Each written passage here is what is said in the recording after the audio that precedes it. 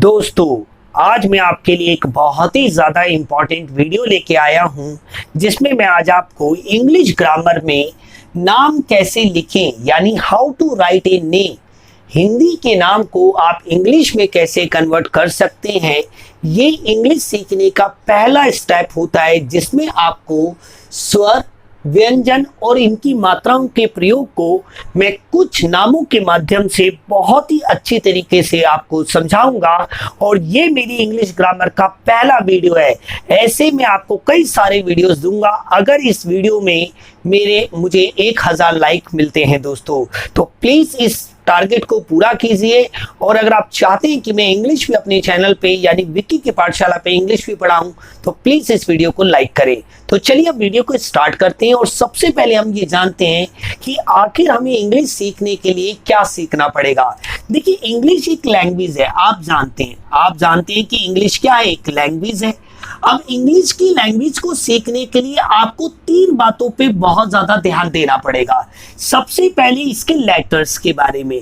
Letters यानी English के जितने भी ए से लेकर जेड तक लेटर्स होते हैं या हिंदी के अ से लेकर ज्ञानी तक के जो लेटर्स होते हैं, हिंदी इंग्लिश इन दोनों में आपको नॉलेज होनी चाहिए। यही चीज मैं आज आपको समझाऊंगा। तो हमें लेटर्स के बारे में पता होना चाहिए, सबसे नंबर 1 स्टेप होता है इंग्लिश सीखने का।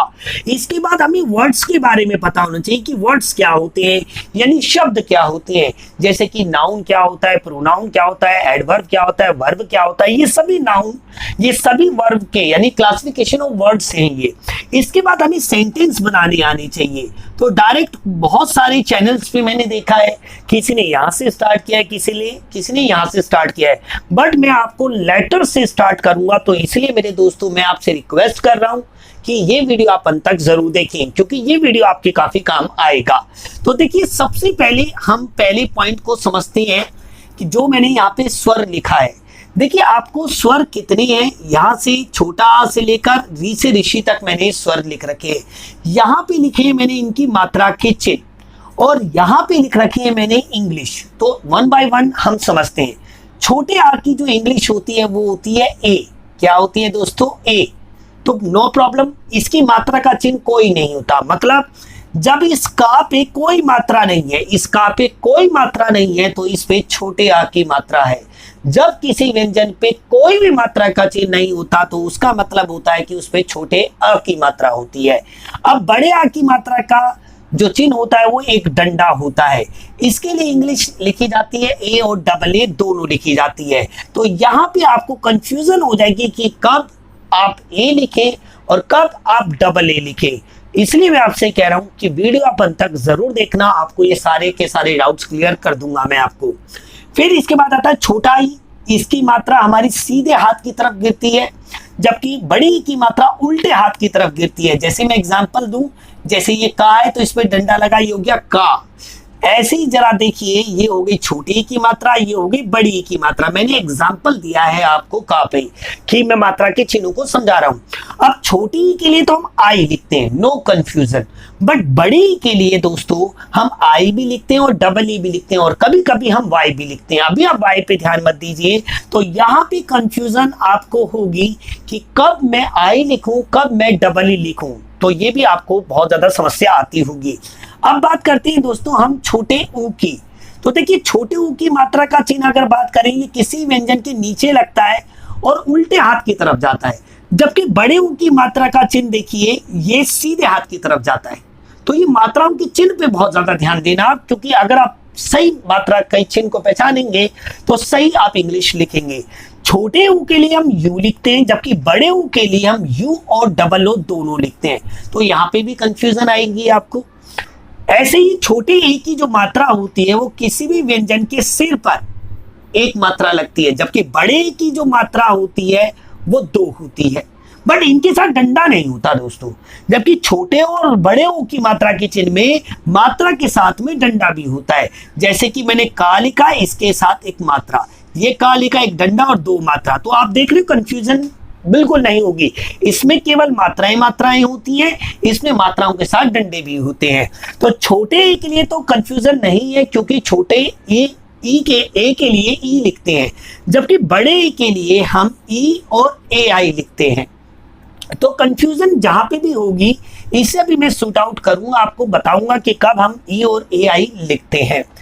अब बात करते हैं छोटे ओ के लिए, तो कंफ्यूजन ही नहीं है, छोटे ओ के लिए ओ ही लिखा जाता है, जबकि बड़े ओ के लिए हम ओ, ए यू और ओ यू इन तीनों का इस्तेमाल करते हैं। दोस्तों मैं आपको एक बात कहना चाहता हूं कि अगर आप एक स्टूडेंट है, आप कोई सी भी क्लास में हो, भले आप कंपटीशन लेवल की तैयारी कर रहे हो, भले आप एक हाउसवाइफ हो, अगर आप इंग्लिश सीखना चाहते हैं तो विक्की की पाठशाला के साथ अभी के अभी जुड़ जाएं, क्योंकि मैं आपको बहुत ही ज़्यादा बारीकी से इंग्लिश को समझाऊंगा, क्योंकि मुझे लगभग 10 साल से भी ऊपर का टाइम हो गया इंग्लिश ग्रामर को पढ़ाते पढ़ाते। तो मेरी आपसे ये रिक्वेस्ट है कि आप लास्ट तक बने रहें और मेरे वीडियोस को ज़्यादा से ज़्यादा शेयर करें अपने फ्रेंड सर्कल्स में जो इंग्लिश सीखना चाहते हैं। तो देखिए, अंग से अंगूर की मात्रा होती है एक बिंदु, इसके लिए हम ए एन लिखते हैं, नो कंफ्यूजन। अणा खाली, इसको हम लिखते हैं विसर्ग। देखिए दोस्तों, ये एक अणा खाली है और 3 अणा खाली ये है, इन्हें अणा खाली क्यों कहा जाता है ये थोड़ा सा मैं आपको बताना चाहता हूं। क्योंकि देखिए, क से क्या होता है कबूतर, खा से क्या होता है खरगोश, बट इनसे किसी भी शब्दों की शुरुआत नहीं होती, इसलिए इन्हें अणा खाली कहते हैं। ये दूसरे नंबर पे, तीसरे नंबर पे या फिर अंत में हो सकते हैं, पर पहले नंबर पे कभी नहीं हो सकते। तो ये जो अणा खाली है, इसकी जो मात्रा का चिन्ह होता है वो विसर्ग होता है, इसके लिए हम ए एच लिखते हैं। जबकि री से ऋषि, अब जरा देखिए इसकी मात्रा मैं दिखा देता हूँ, ये ऐसे लगेगी, इसकी मात्रा ये विसर्ग के रूप में लगेगी, और ये लगेगी क्री, री, आर आई लिखा जाता है री से ऋषि की मात्रा को। तो ये हमारे क्या हो गए मेरे दोस्तों, स्वर हो गए। ये मैंने स्वर बताए, ये उनकी मात्रा के चिन्ह बताए, और ये उनके लिए प्रयोग की जाने वाली इंग्लिश बताई। अभी आपको ये कंफ्यूजन हो रही होगी कि यहाँ पे डबल डबल है, उसी को समझाऊंगा इन नामों के माध्यम से, बस आप वीडियो अंत तक जरूर देखें। अब बात करते हैं व्यंजनों की। देखिए दोस्तों, व्यंजनों को ना यहाँ पे मैंने बहुत अच्छी तरीके से 37 व्यंजन लिखे हैं, और यहाँ पे 13 मैंने स्वर लिखे हैं। तो 13 प्लस 37 इक्वल टू 50 होता है, यानी 50 लेटर्स की हिंदी इंग्लिश में आपको पहचान होनी चाहिए। तभी मैंने आपको बताया कि कोई भी भाषा आप सीखना चाहते हैं, भले वो इंग्लिश हो या हिंदी हो, सबसे पहले उसके वर्ण यानी अक्षरों पे ध्यान दीजिए। तो वर्ण आपको याद होने ही चाहिए। तो देखिए, आपको ये तो मैंने बता दिया, अब मैं आपको बता रहा हूं व्यंजन। तो व्यंजन क्या होते हैं, बहुत ही सिंपल, जो स्वरों की सहायता से बोले जाते हैं, जैसे क, का, की, कु, कु। जब भी हम का के किसी का भी उच्चारण करेंगे तो ये स्वरों की सहायता से बोले जाते हैं। जबकि स्वर क्या होते हैं, किसी भाषा की मौलिक इकाई, यानी उसकी ध्वनियां और उसके प्रतीक को हम स्वर कहते हैं। अब बात करते हैं कि सबसे पहले देखिए, मैंने यहाँ पे व्यंजनों को यानी 37 यानी 37 व्यंजनों को 5 कैटेगरी में बांट दिया, ए, बी, सी, डी और ई। सबसे पहले बात करते हैं हम ए कैटेगरी को, जिसे हम ऊष्म व्यंजन कहते हैं। ऊष्म व्यंजन क्या होते हैं दोस्तों, बहुत ही सिंपल सी बात, जिनका उच्चारण करते समय प्राणवायु से ऊष्मा निकलती है, यानी प्राणवायु से क्या निकलती है, ऊष्मा निकलती है। जैसे अगर हम ऐसे करें क, ख, ग, घ, तो अगर आप देखेंगे तो आपकी हाथ पे गर्म हवा महसूस होगी, तभी इन्हें हम ऊष्म व्यंजन कहते हैं। अब इनमें खासियत क्या है, मैंने इनको एक कैटेगरी में क्यों लिखा है, क्योंकि आप देख सकते हैं कि इन सभी के साथ क, ग, इनके सभी के साथ अगर आप एच लिख रहे हो तो ये सारे मिल रहे हैं आपको। जैसे क के लिए आपने लिखा के, तो ख के लिए क्या लिखा के एच, ग के लिए क्या लिखा जी, तो घ के लिए क्या लिखा जी एच, चा के लिए लिखा सी एच, तो छा के लिए क्या लिखा सी डबल एच, जा के लिए जे, झा के लिए जे एच। ऐसे ही आप देख सकते हैं। आपको कंफ्यूजन हो रही होगी कि पा के लिए तो पी लिखा है, बट फा के लिए पी एच लिखा है, क्यों, एफ भी लिखते हैं, बट आपने फिलिप्स कंपनी देखी होगी, फिलिप्स की स्पेलिंग पी एच से स्टार्ट होती है, तो फा के लिए हम पी एच भी लिखते हैं मेरे दोस्तों, और एफ भी लिखते हैं। तो आपने ये देखा कि ऊष्म व्यंजन में यहां वाले में केवल एच जोड़ने से आपको ये मिल रहे हैं। अब बात करते हैं हम बी कैटेगरी की। बी कैटेगरी में हमारे आते हैं अंत्यस्थ व्यंजन। अब अंत्यस्थ व्यंजन क्यों कहते हैं इन्हें, इनका जो उच्चारण जब आप करोगे तो उसकी जो ध्वनि होगी ना आपके पेट के अंदर से आएगी। अब बोलिए मेरे साथ य, तो आपने देखा अंदर से आवाज आई, रा बोलिए, वाह बोलिए, हाँ बोलिए। देखो इनको बोलोगे तो आपके पेट के अंदर से आवाज आएगी, जबकि इसको बोलोगे तो आपके कंठ से आवाज आएगी, सिर्फ यहां से क ख ग। तो आप ये नोटिस कर सकते हैं देखकर।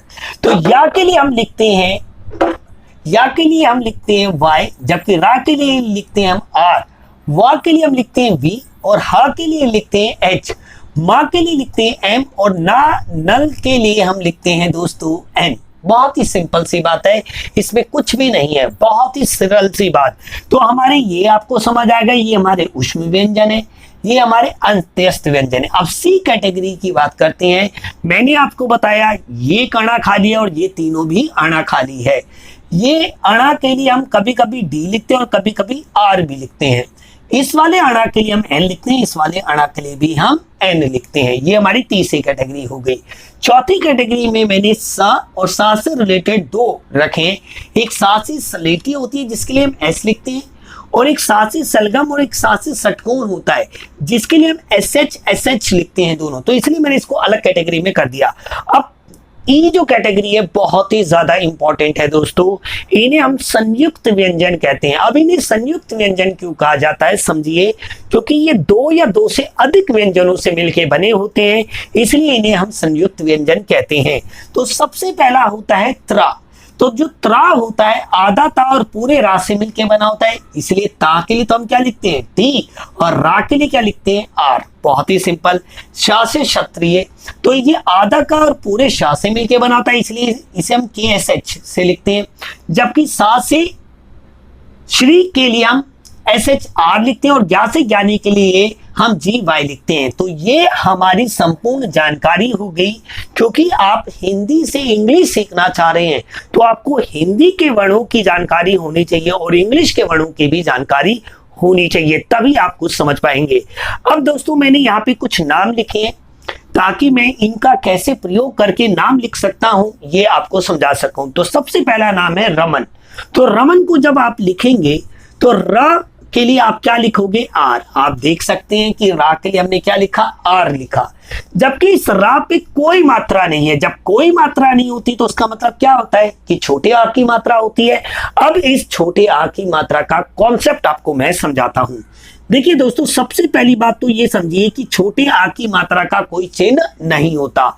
अब इसकी तीन कंडीशन होती है, तीन मेन कंडीशन होती है।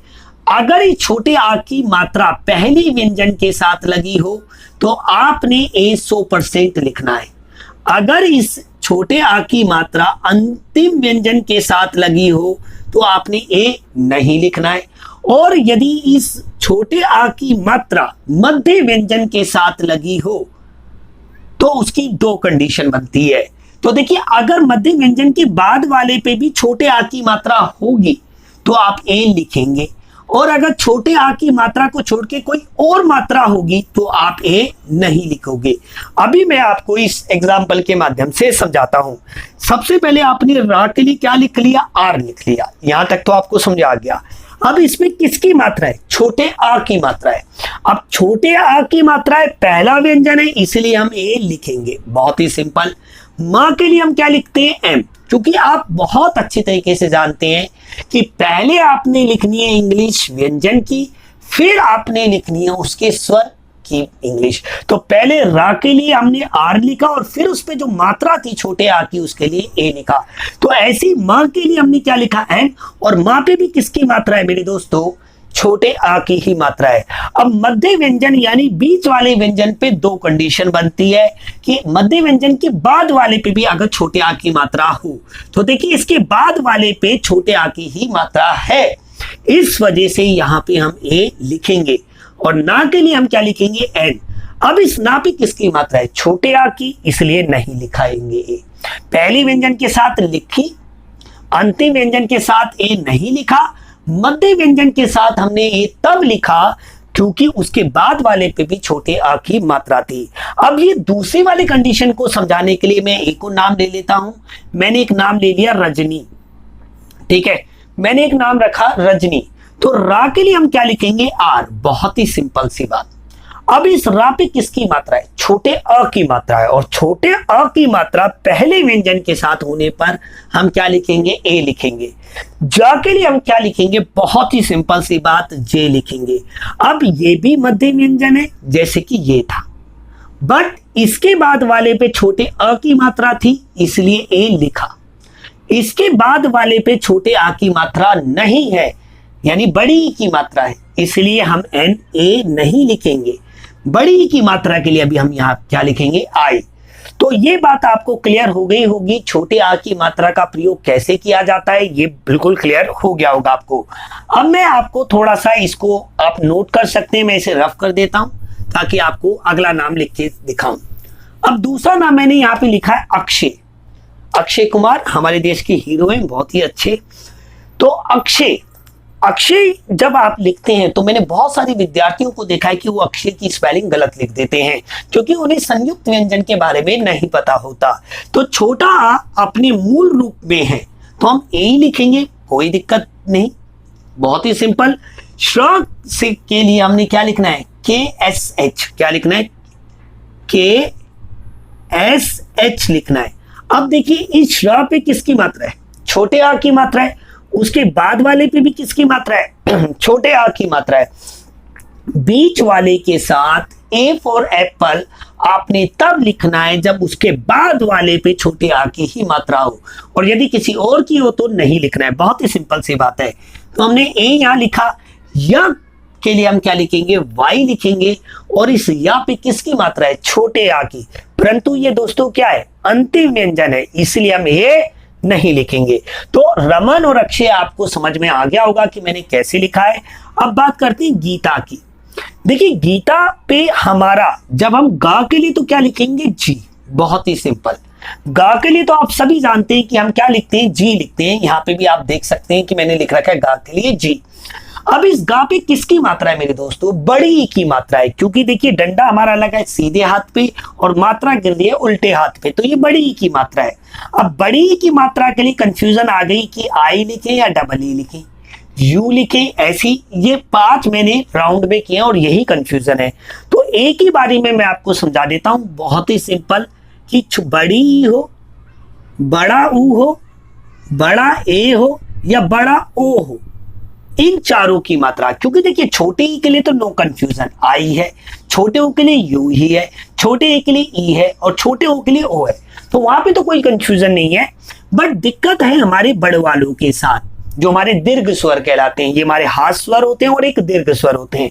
तो ये जो हमारे दीर्घ स्वर हैं जिनकी ध्वनि खुलकर आती है, उनकी मात्रा 2 तरीके की है। एक है सिंगल, जैसे कि आप देख सकते हैं single A, sorry I, U, E और बाकी सारे डबल हैं।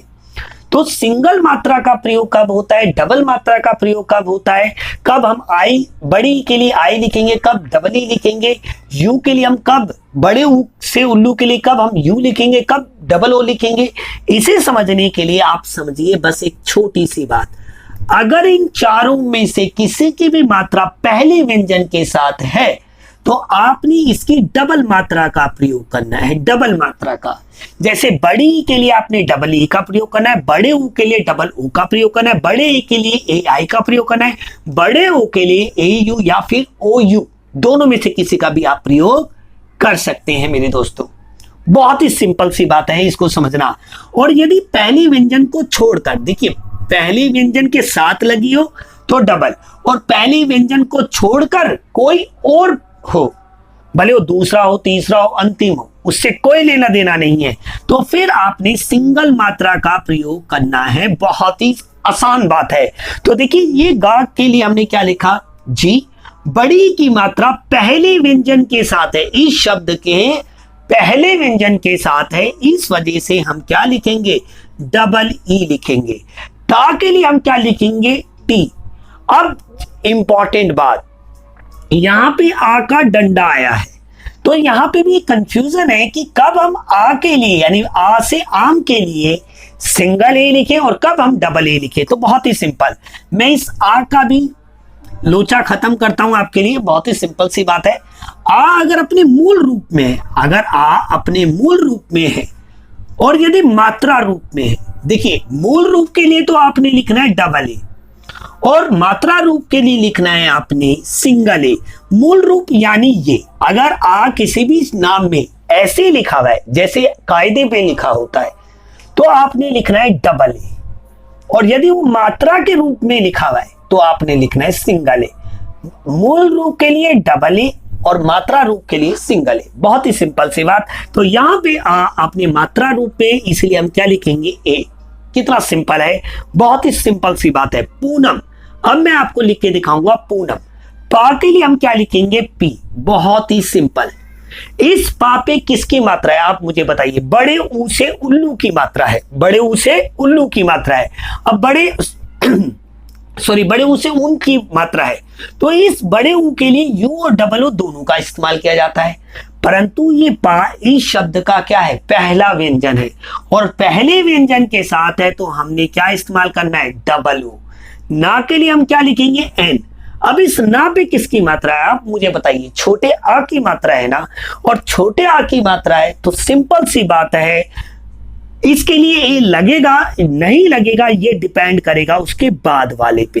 तो उसके बाद वाले पे भी छोटे आ के ही मात्रा है, इसलिए हम ए लिखेंगे। माँ के लिए हम क्या लिखेंगे, एम लिखेंगे। इस माँ पे किसकी मात्रा है, छोटे आ की मात्रा है। क्या ये पहला व्यंजन है, नहीं ना, अंतिम व्यंजन है ना, इसलिए ए नहीं लिखेंगे। अब बात करते हैं वैशाली, ये नाम हम कैसे लिखेंगे। तो देखिए बहुत ही सिंपल सी बात। वाह के लिए तो आप जानते हैं कि हम क्या लिखते हैं, वी लिखते हैं, ठीक है। वाह पे किसकी मात्रा है, बड़े ए से एड़ी की मात्रा है, सॉरी बड़े ए से एनक की मात्रा है।